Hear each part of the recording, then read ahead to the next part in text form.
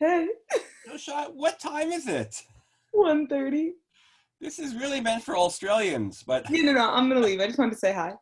you're welcome to stay. No, I'm gonna go to sleep so I can wake up for real shear tomorrow. Okay, it was good seeing you. You too. Bye. Bye.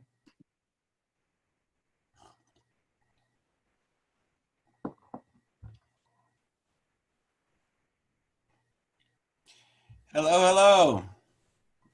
Hey, Brofsky. So what time is it out there? Sorry, I didn't hear you. I said, what time is it out there? It's only 10:30. It's not so bad. No, When does Shabbos end in California? around 8:30. Around 8:30. Okay, not too bad. Not too bad. Yeah. What about you? Okay, we're just going to let some people in here. It may take a few minutes.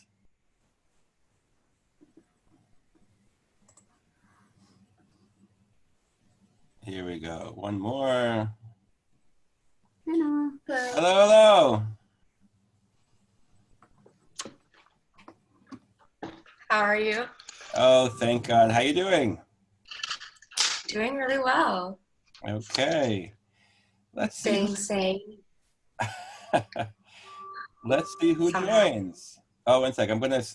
There we go. Okay.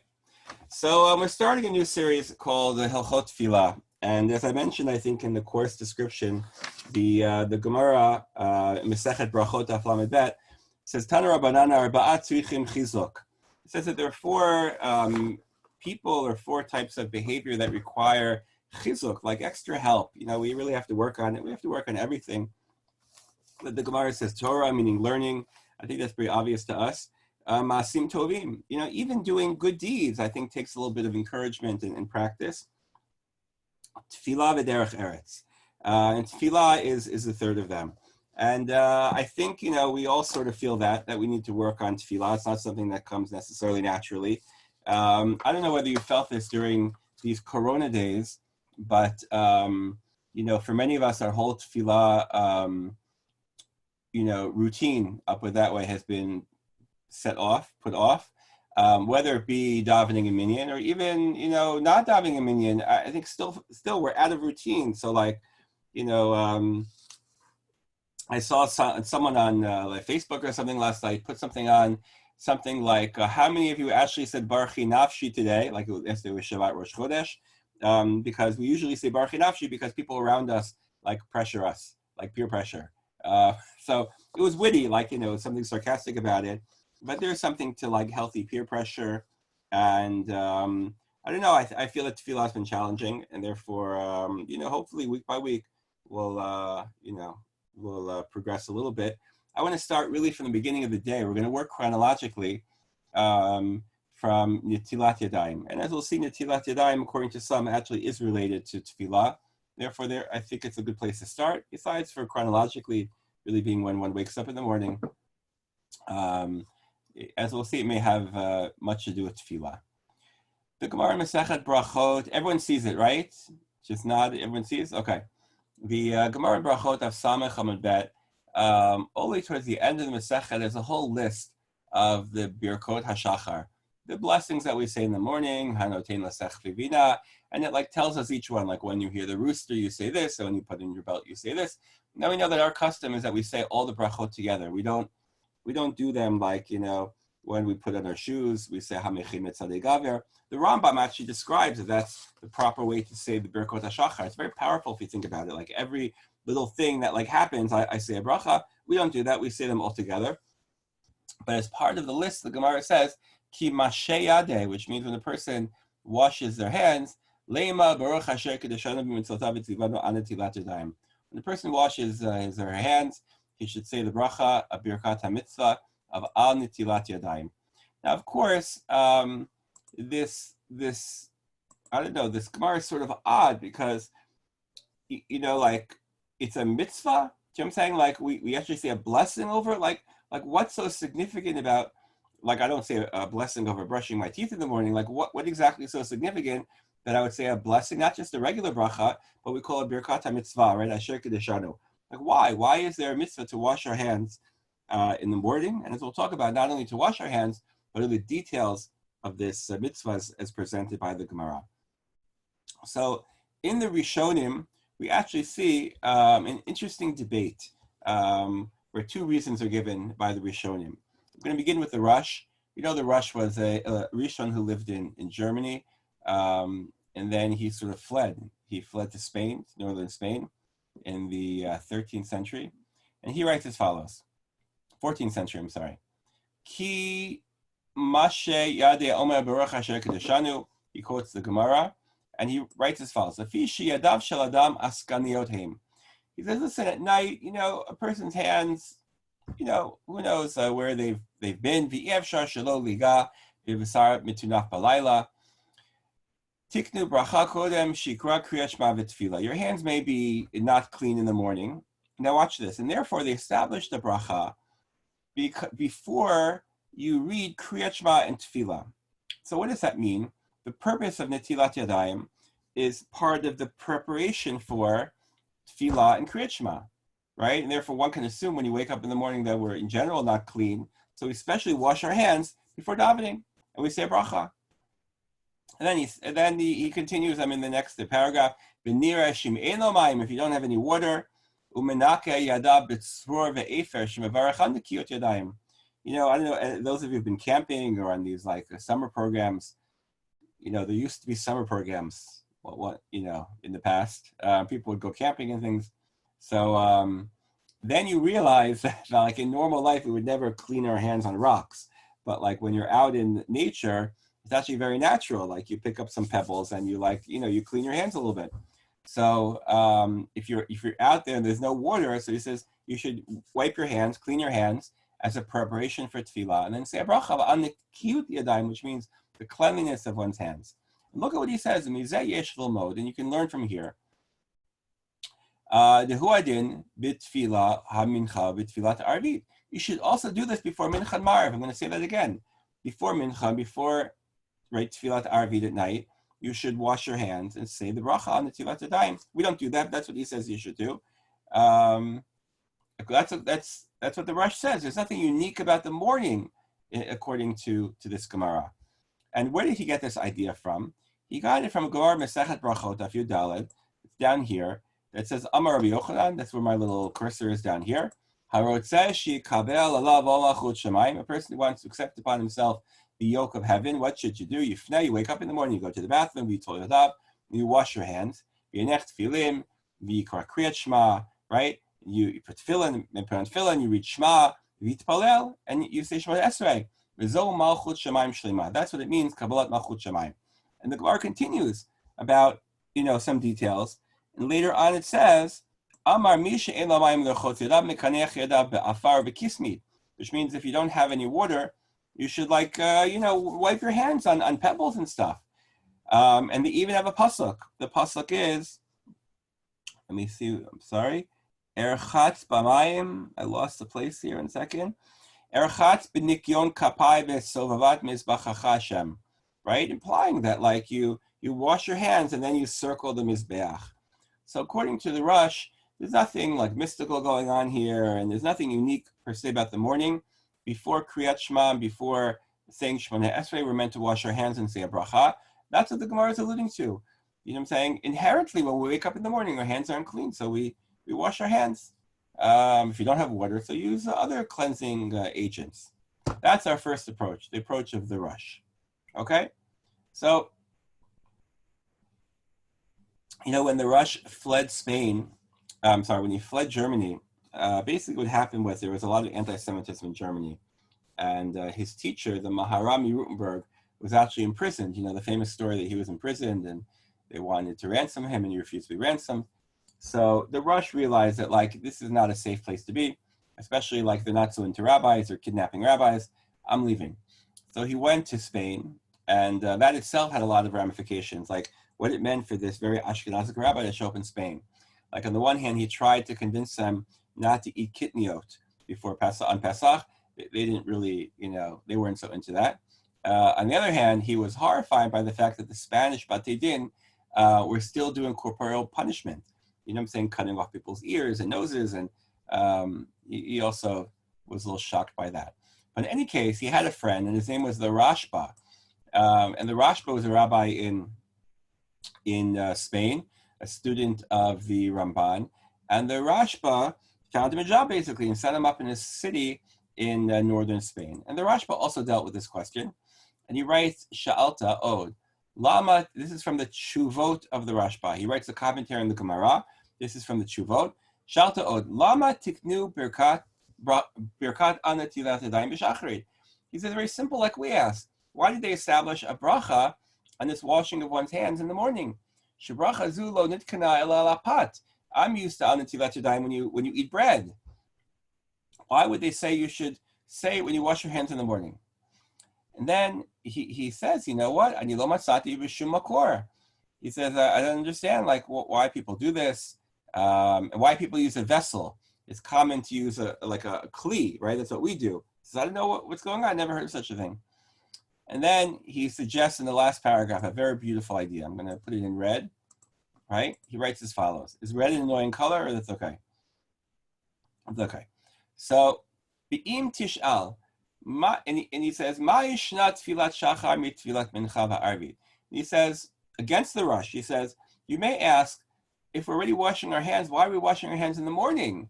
As opposed to mincha and marv. Why do we say bracha in the morning? Remember, the rush said you do make a bracha in the afternoon, but we don't do that. He says, the fish of a shachar, anu na'asim kibriya chadasha. He says, in the morning, we're like a new creation. Therefore,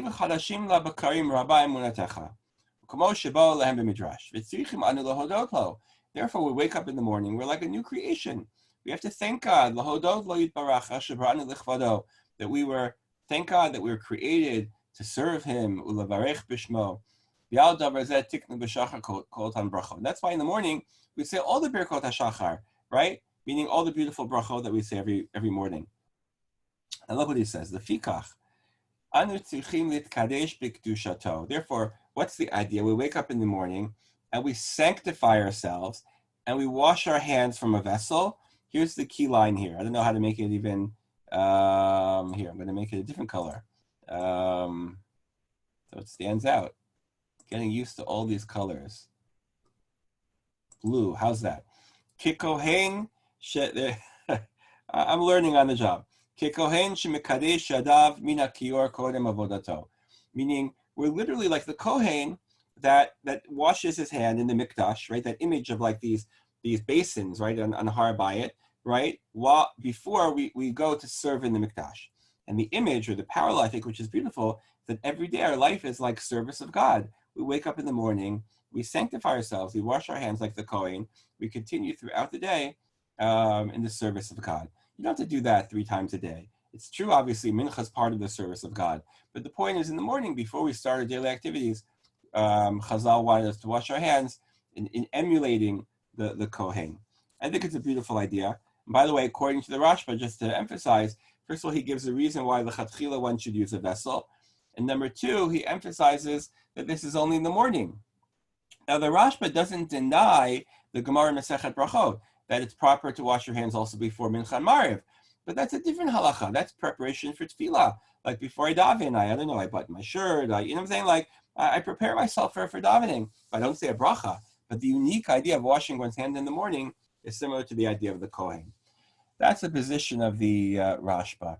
I'll add one more idea. You know, there's a custom to... Mia, did you go to the Chabad school? You did? Really? Okay. You know, there's a custom to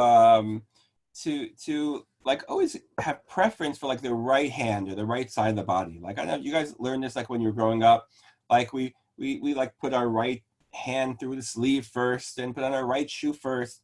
You ever hear that? So the Gemara talks about it, not as a halacha per se, but as sort of a minhag that certain, you know, rabbis had in the times of the Talmud. And the question is, what's the basis for that idea? So I once heard many years ago from Rabbi Shechter, and he felt that the custom was based on the Beit HaMikdash. You know, in the Beit HaMikdash, they also had a certain preference for the right side. You would always turn to the right and do things with your right side. And the image being that we're sort of like in our daily lives, we're imitating or not really emulating, but imitating sort of the Kohanim Also, like, I'm saying, they worship God in the Mikdash, and we worship God in our Mikdash, which is the world. And these small symbolic acts sort of symbolize that, which is a similar idea, which I thought was a nice explanation, which I heard many, many years ago. Okay, so we're going to continue. So that's what we have in the Rishonim. You know what I'm saying? We have the Rosh and the Rashba. What's the nafkamina? What's the difference between them? Do you have to wash with the vessel? Do you say a bracha for mincha marv, etc.? But I think two very compelling ideas. What's interesting is that it could be that many of you were raised on this idea that there's like ruach ra. There's some type of evil spirit. I don't know exactly how to translate it, and that's why we do the Tefila Tadayim. Right? We're familiar with that? Right? We'll nod. Okay. So the question is, what is the source for that idea? Like, we didn't see that in the Rishonim at all. Does it even appear in the Gemara? So there are a few Gemaras that allude to something like that. Although, as we'll see, that they don't at all imply that it has anything to do with washing one's hands in the morning. Like, there's a Gemara Masechet Shabbat. I've already moved on to the next page. Put this in red. 1 second. No, I've lost my ability to change color. Oh, there we go. So the Gemara says, talks about yad la ayin tikatzeitz. It talks about putting when you wake up in the morning, putting your hands in your eyes and your nose and other orifices, and the danger it can cause to your body. And then the Gemara says, bat choren hi. It implies there's this thing called bat choren, which is dangerous. And, like is dangerous until you wash your hands 3 times. What is it talking about? I don't know. What's interesting is that the Meiri lived in Provence in the 14th century, and he implies it's really like just a euphemism for cleanliness. He says, Derech azhara amro roch ra hashor alav shemakpedet ad 3 pamim. What does he mean? Shina overet bisham yafeh ad sheyishpoch me'em gimel pa'amim. The point is, like for Corona, they told you, like in the first week of Corona, they're like, okay, you got to wash your hands all the time with soap, and it has to be for 10, 20 seconds, right? You remember when they started telling us, like, oh, you should sing happy birthday when you wash your hands, because if you do it for less time, the stuff doesn't come off your hands. Happy birthday too, right? Okay. So here also he's saying, meaning if you want your hands to be clean, you wash them 3 times, But basically he doesn't interpret the Gemara in I guess what one might call superstitious way. Obviously others do, or mystical way. But that's maybe one remez to something that's like that. There's another Gemara Masechet Yoma that says that even though in general we don't wash our hands on Yom Kippur, we know, is no one trying to get in, right? I just heard a beep. I wasn't sure what it was. 1 second. Oh, I just sent you a message. Oh, perfect. Thank you so much. Oh, you did? Okay. I don't know what all these beeps are. Okay. There we go. Make the screen bigger. How would I do that? I think that it's a way. If you can, it's totally fine. I just wasn't able to read the sources so well. I think it's a button on Microsoft, but I'm not. Here, watch this. If I go like this, is that big? Okay. Did that affect what you see? Yeah, it did. Yes, Okay, it's a lot bigger. That's too big, but is this a little better? That's perfect. Okay. Thank you so much. It's I'm going to go as big as I can without losing the screen. How's that? Okay. I should do that all the time. Thank you for that. Okay. So now we have a Gemara. So the Gemara Masechet Yoma over here, even I could see better, says that even though we don't wash our hands on Yom Kippur, Madicha Isham over here, Yada Achat Amavi Notenet Pat L'Tinok. When a mother gives her child food, she should wash her hand.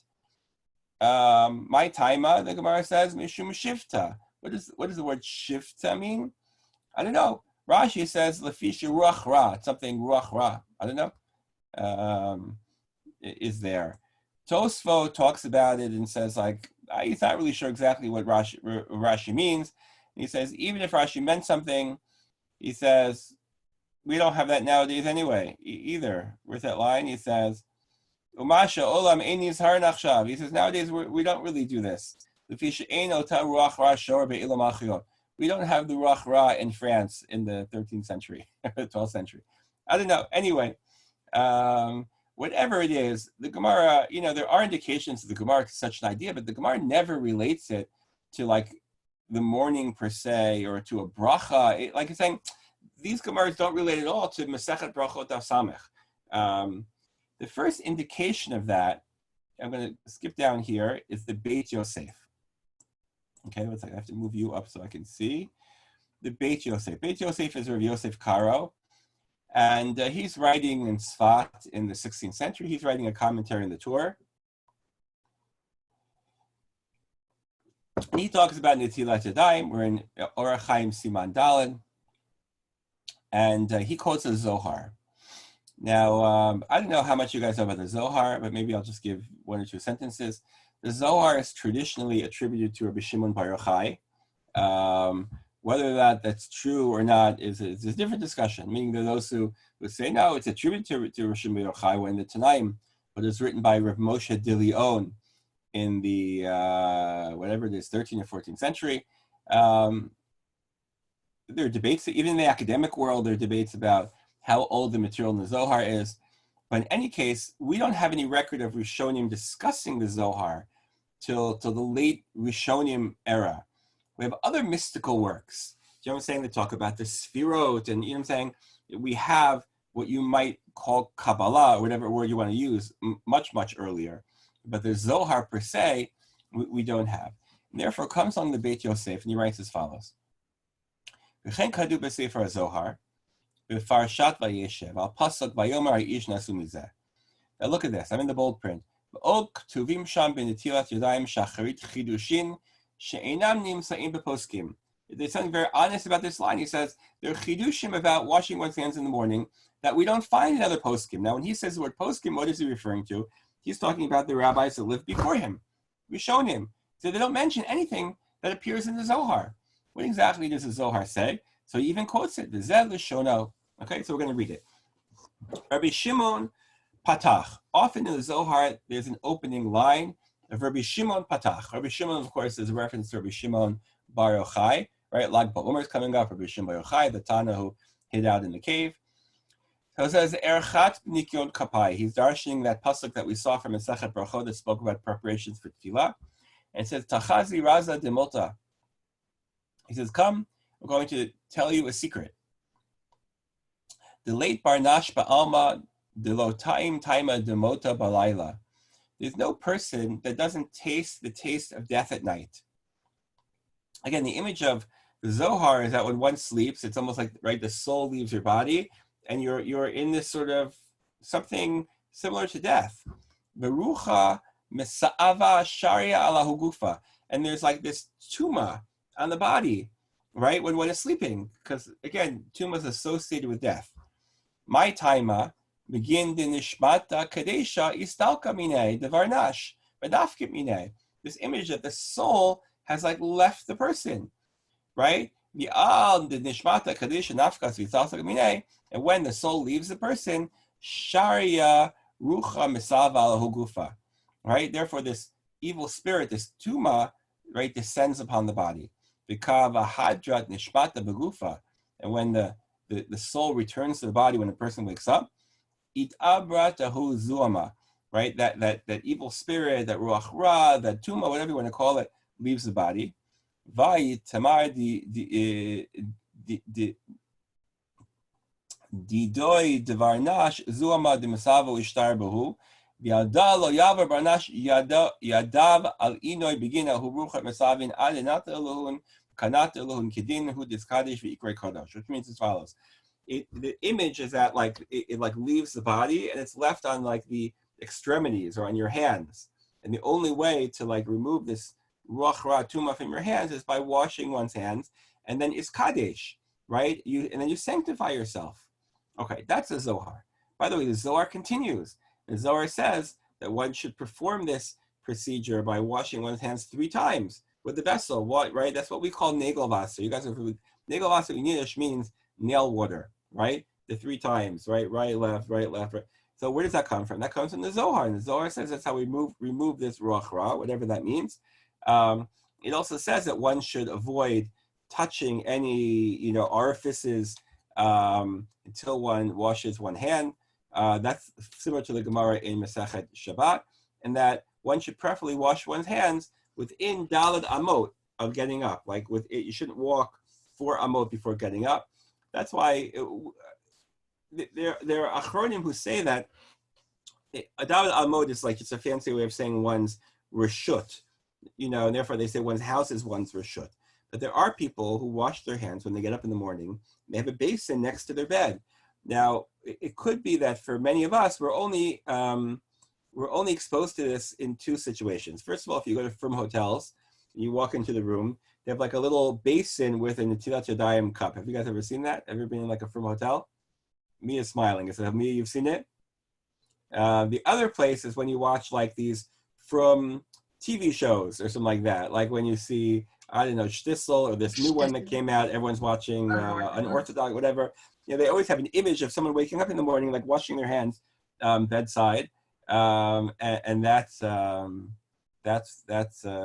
practice. In any case, that's the Zohar. Now I'm gonna have to reduce the screen a little bit. Now, so we're sort of in like an interesting situation because, like, the Rishonim talk about washing one's hands with a bracha, and either for Tefila or for Bria Chadasha. And the Beit Yosef says the Zohar has this thing about waking up in Tuma, and all of a sudden you're washing your hands 3 times, and you're not supposed to touch your eyes or your ears, and you're not supposed to walk 4 amot, and all these things. And the Beit Yosef is sort of challenged, like, well, what am I supposed to do now? Like, how do I balance all these things? Do I say a bracha in the afternoon? Do I not? Etc. So what we see in the Shulchan Aruch is sort of an interesting thing. He tries to sort of like balance everyone and like incorporate all these different approaches, which is also interesting. If you look at the Shulchan Aruch, I have here Shulchan Aruch Siman Daled. Maybe I'll just go through it and we can identify sort of when he talks, which approach he's referencing. For example, when he says Yerchatz Yadav, I'm in the beginning, Vivarech, he says you should wash your hands and say the bracha on Netilat Yadayim. There's nothing unique there, right? You should be careful to wash 3 times, right? You guys can't see my hands. 3 times, right? Clearly that's a reference to the Zohar, right? The Rush never thought of anything like that. Don't touch your mouth or your ears or your eyes, meaning that's also a reference to the Zohar. And then I'm going to Daled when he says Ein tzarich revi'i l'netilat yadayim l'tefila. There he's implying that. Oh, you guys lost me. Okay, there he's implying that there's like another type of netilat yadayim, meaning not for ruach ra, but for what he writes here, what he calls tefila. That's sort of a reference to the Rush. Okay, if you don't have water, so use stones or something. He's like sort of dancing back and forth between these different approaches. That's a question, Brofsky. What? Question. Yeah, ask. Yeah. Just feel free to jump in. Yeah. Is it uncommon for halachic texts like the Beit Yosef to be quoting the Zohar? I've just never heard of that before. You're asking a good question. I'll put it this way. There's like a large question out there, which is like, what's the influence of the Zohar or mysticism or Kabbalah on halachic practice? Okay, now that's a question which people have written books on and doctoral theses. You know what I'm saying? Like, it's an enormous question, and it obviously depends on like a number of factors. Like one factor could be like the orientation of the person writing the text or the community. You know what I'm saying? For example, German communities were like much less inclined towards like mystical practices. Like in Sephardic communities, they are much more inclined towards them. You know what I'm saying? Like you open a Sephardic siddur and like it's like filled with Kabbalistic references and things like that. The Beit Yosef himself was actually a bit of a Kabbalist. You know what I'm saying? Like, if you remember, in Sfat in the 16th century, you had the Arizal. The Arizal was a peer there. And you had Chaim Vital. You had all the big Kabbalists. And the Beit Yosef, for example, authored a book in which he discusses the dreams he had where a malach came to speak to him. You know what I'm saying? So he himself was a bit of a Kabbalist. So I wouldn't say it's uncommon.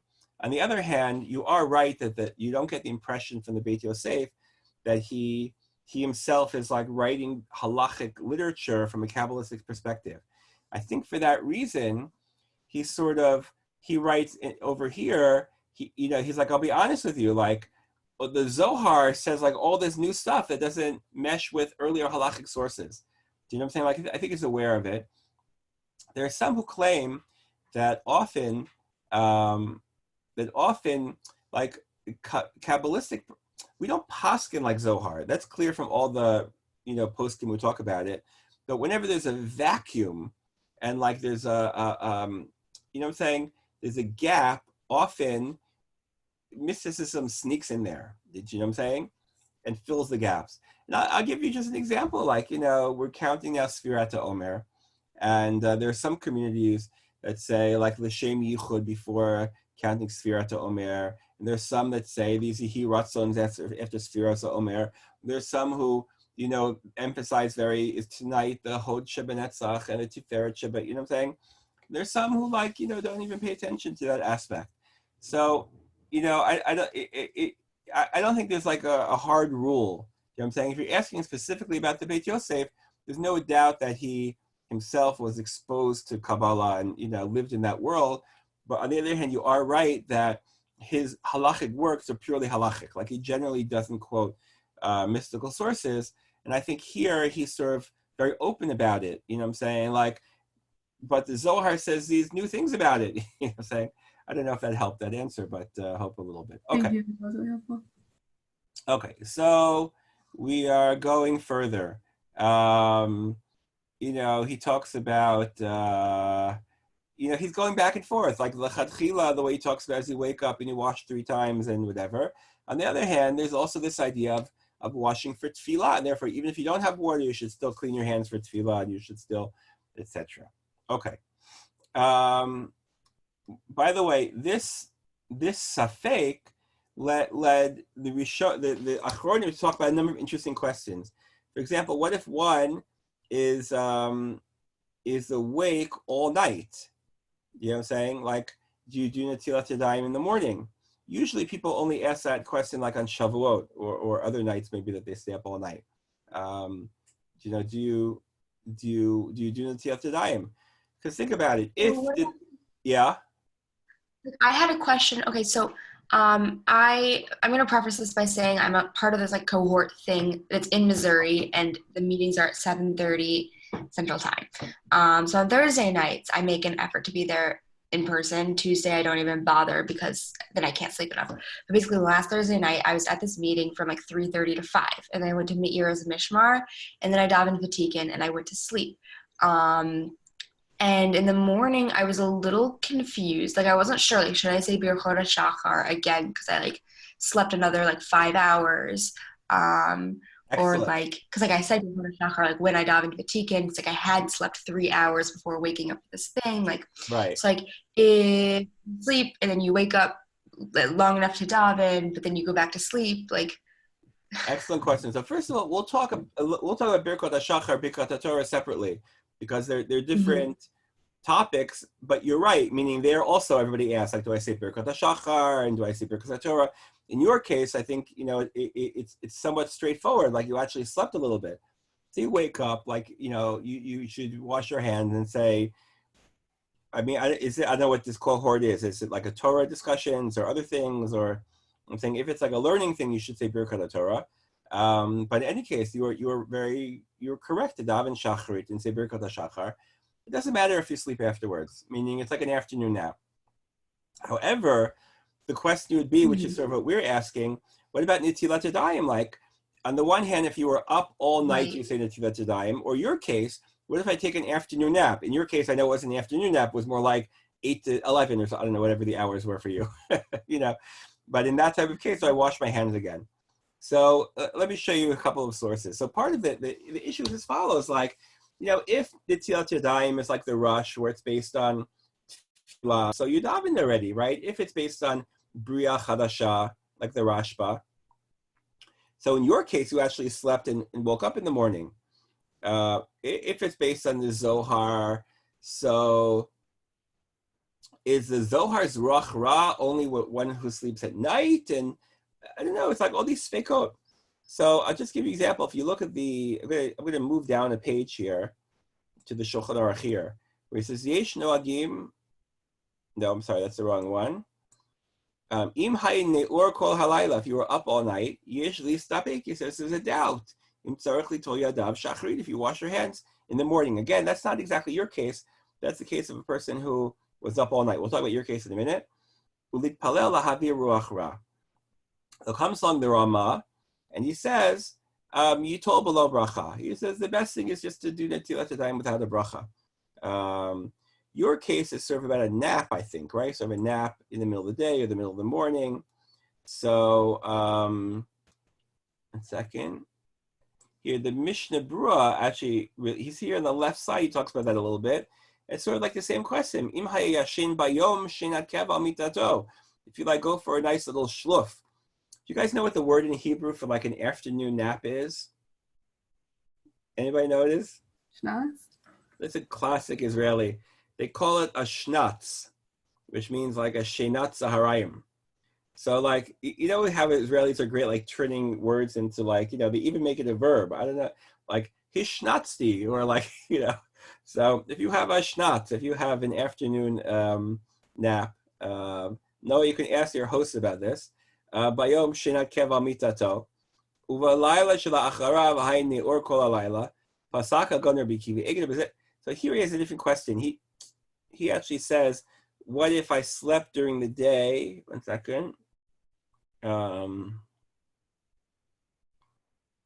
I'm sorry. Here he's talking about a different case where I nap and then like the next day, and then I was up all night the next day. That's more of a Shavuos question. In any case, we assume also a person takes a nap during the day. Also these achronim sort of say, okay, one should like wash their hand, misafek, etc. I want to talk about one more case, two more quick cases. So really I should have like washed my hands but not made the bracha when I woke up a second time. And that I think is the custom. I think people wash their hands. Yeah. Brofsky, can I ask another question? Yeah. Is there room to fit in the Zohar's interpretation within the Rosh and the Rashba by saying that the Ruach Ra needs to be taken away not just because you woke up, but because you're preparing for Tefila? You're asking a good question. I think if we look at the language of the Zohar, one second. I don't know. I don't know. I think that's part of the safek. Like, what is the Zohar referring to? Is it like you said, is it dafka the night? Is it preparation for tefillah? Is it, I don't know. And listen, I'm also not someone who in general is like, very inclined towards ruach ra things. So, so I don't know how many good answers I have for you. Let me ask one more question. There's this debate among the achronim, which is actually very interesting. When's the proper time to say the bracha of netilat yadayim? Now, why do I say that? Because theoretically, one can wake up in the morning and do netilat yadayim and go to the bathroom, and then, but when should the bracha be said? Should be said right away? Should be said, let's say, after coming out of the bathroom, maybe, and washing your hands again? Should be said later on before you daven? You know what I'm saying? What's the proper time? And the truth is, there's some who claim it might depend on the reason. We're like, if you focus on ruach ra, so like you should do it, say the bracha right away when you wake up in the morning. If it's about tefillah, maybe it should be later. And I'll give you an example. Like, how many of you bused to school in high school, to daven in school? Okay, so it could be that, let's say you woke up, I'm just going to make up a time, at like 6:30, but you didn't get to school until like, I don't know, 7:45 or like 8 to daven. I'm just making up, So is it proper to do the bracha of netilat yadayim like early in the morning? Or no, like, a little bit before you actually daven shacharit, like the Rush says, and you should wash your hands maybe again and say the bracha. There are different practices. I don't know what you guys were taught to do.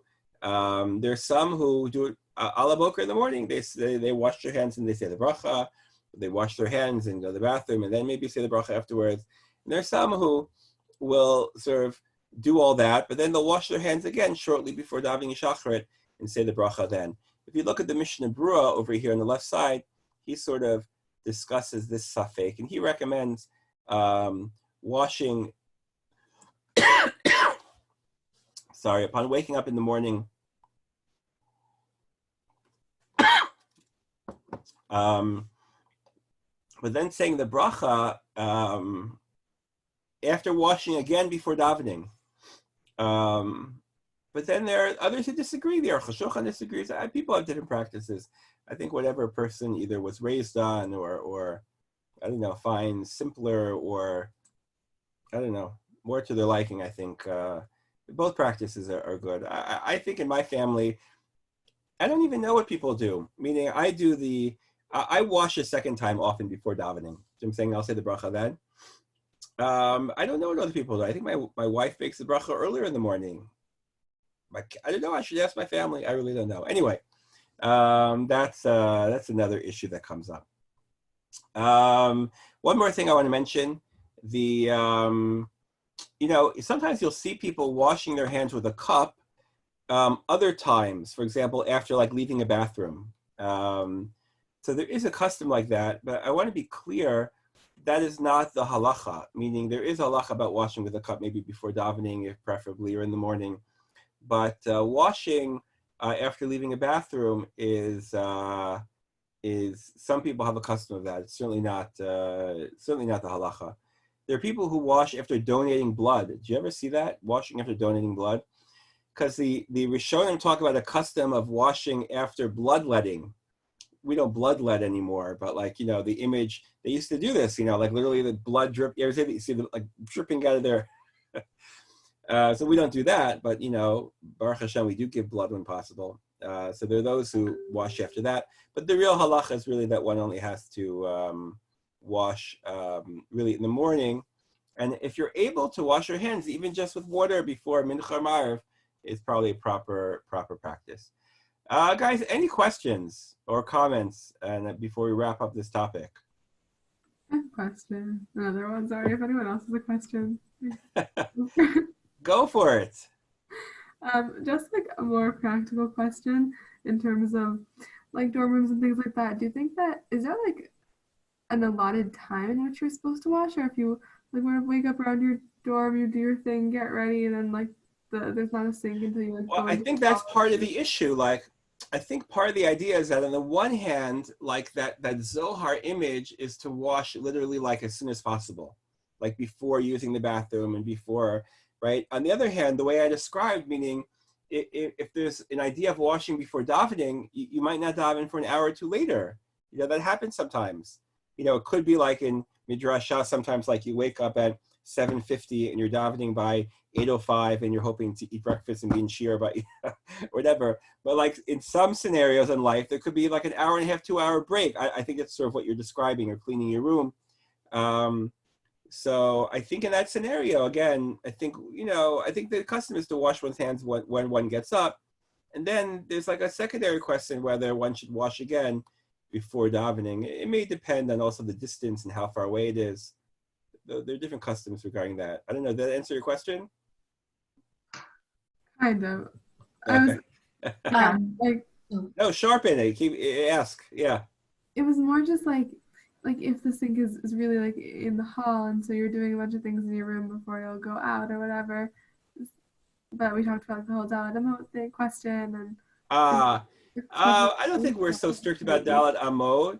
You got in the dorm. I'm just thinking the dorm. I don't know how it's set up, but in the bathrooms they don't have a sink with a cup or something like that. We do have sinks with washing cups, but it's like my bed happens to be like, I mean, I don't actually know how far Dalet Amot is, but like probably I was furthest from the bathroom. No, we're not. Forget the Dalet Amot issue. I meant more like, I don't know, like a time and activity thing rather than like the actual physical space, but it would be a lot farther because let's say like it's across the hall. It's probably not so relevant. I think that the idea that that sort of the Zohar emphasizes, again, I don't think the Rush is emphasizing this, is that before, like going to the bathroom and like rubbing our eyes and things like that, we try to wash our hands. I think that's the idea. I think that's the issue. I don't think it's an issue of time delay. If somebody is going to wash twice, like wash once when they wake up and like once before they daven, when should they make the bracha? So again, that's I'm actually in the situation right now. Right. So I haven't davened yet. So listen, the Mishnah Brura, for example, felt that one should make the bracha on the second washing. And here it quotes it, Adam katav denachon lamtim milavarech al netilatam ad achar shemenake atzmo v'rotz litpalel. He says the second washing you should make the bracha. Again, that's what I do personally. But there are people who have the opposite, the other custom. They wake up in the morning, they wash their hands, and they say the bracha. And even if they daven an hour or two later. So, I think either way. You know what I'm saying? Like, I don't think, it's not something I could say there's a correct custom regarding. Mm-hmm. But for sure, in either case, if a person's learning, one should certainly say Birkat HaTorah before, before right. a shir or something. Okay. I think that we've, we sort of covered this. Next week, I forgot what we're going to do, either Birkat HaShachar, Birkat HaTorah, maybe we'll combine them. And little by little, we'll make our way through davening. I don't know whether this group is going to grow. Like, I'm thinking, like, should we set up a WhatsApp group? Or is this, so we're able to communicate if necessary? Or, I don't know. Mia, you want to start one and we'll see if it grows? Yeah, sure. Or maybe like post the link in the chat and say if people want to join. I'm sorry, say that again? Maybe, sorry about background noise. Maybe post the link in the chat and say people want to join the chat. Like, yeah. Join. Great. Okay, so maybe I'll do that. Okay, guys, it was a pleasure seeing all of you. And I guess we'll pick up next week. Same time, same place. Okay, guys, have a good week. Thank you so much. Thank you very much. You have a minute. I have a question on what Stay we did. sane, everyone. Stay healthy. Bye, guys. Thank you. Bye. Enjoy. I'm going to stop the recording. A second. Okay. Oh, second.